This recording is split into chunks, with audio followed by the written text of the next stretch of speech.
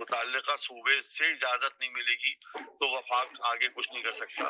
تو یہ قوتیں جو ہیں، یہ جو اجازت ہے یا یہ جو طاقت ہے، یہ وفاق دوبارہ واپس اپنے پاس لینا چاہتی ہے. اور اس سے یہ نظر آتا ہے کہ شاید وہ ملک کے اندر مزید صوبے بنانے کے اندر بھی کام کرنے کی کوشش کر رہے ہیں. اگر وہ یہ سمجھتے ہیں کہ وفاق کی پاس طاقت کچھ زیادہ ہو جائے یا وفاق جو ہے کچھ سہولتیں زیادہ لے لے.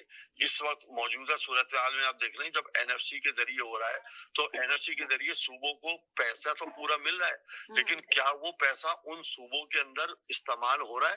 جس طریقے سے ہم بار بار یہ کہتے ہیں کہ سندھ کو جو پیسے دیے جاتے ہیں NFC ایوارڈ کے ذریعے پیسے تو مل جاتے ہیں، لیکن کہاں وہ لگتے کہاں ہیں؟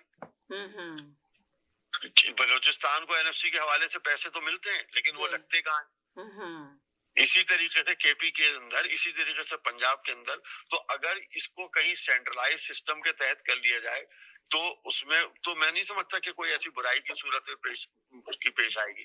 لیکن اصل چیز یہی ہے کہ اس کے اندر کون سی چیزیں ایسی ہیں جو بہتری کی طرف ہوں گی عوام کے لیے یا صوبوں کے لیے یا ملک کے لیے، اور کون سی ایسی ترامیم ہوں گی جن سے فرد واحد کو فائدے پہنچیں گے یا اپنی اقتدار کو دوام پہنچانے کے لیے فائدے مند پہنچیں گے. اور جہاں تک بات اس چیز کی ہے کہ یہ منظور کیسے ہوگی یا کب ہوگی، تو جب آپس میں دو بڑی جماعتیں جن کے بعد، جیسے ابھی آپ نے کہا کہ مولانا فضل الرحمان صاحب جو ہیں، اب ان کے ووٹوں کی بھی ضرورت نہیں ہے، لیکن ان کو ان بورڈ تو لے لیا گیا نا. کہیں نہ کہیں ان کا اندیہ تو آ چکا ہے کہ وہ بھی اس کا ساتھ دینے کے لیے تیار ہے. MQM کے حوالے سے اسی کو کہیں گے کہ آج وہ ناراض ہے، MQM تو بالکل تیار نہیں ہے، تو یہی کل ووٹ دے رہی ہوگی.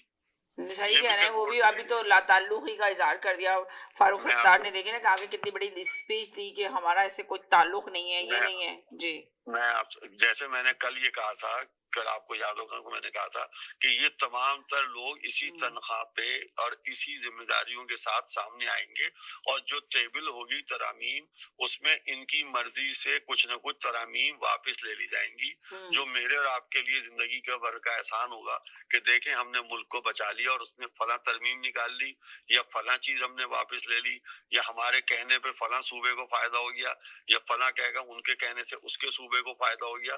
تو مجھے اور آپ کو دکھانے کے لیے کہیں نہ کہیں تو بیوقوفی کی کوئی چیزیں دکھائیں گے نا. یہ ابھی پریشر جتنا ڈیولپ ہوتا ہے اس کا مطلب ہے کہ وہ ان کی جو خواہشات ہوتی ہیں جو ان کی چیزیں ہوتی ہیں ان کے ریٹ اوپر چلے جائیں یا ان کی خواہشات کی تکمیل زیادہ سے زیادہ ہو سکے، تو یہ چیزیں اوپر نیچے تو ہوں گی، لیکن الٹیمیٹلی یہ کہیں نہ کہیں قبولیت کی طرف چلی جائے گی. یہ ترمیم منظور ہو جائے گی 27ویں ترمیم.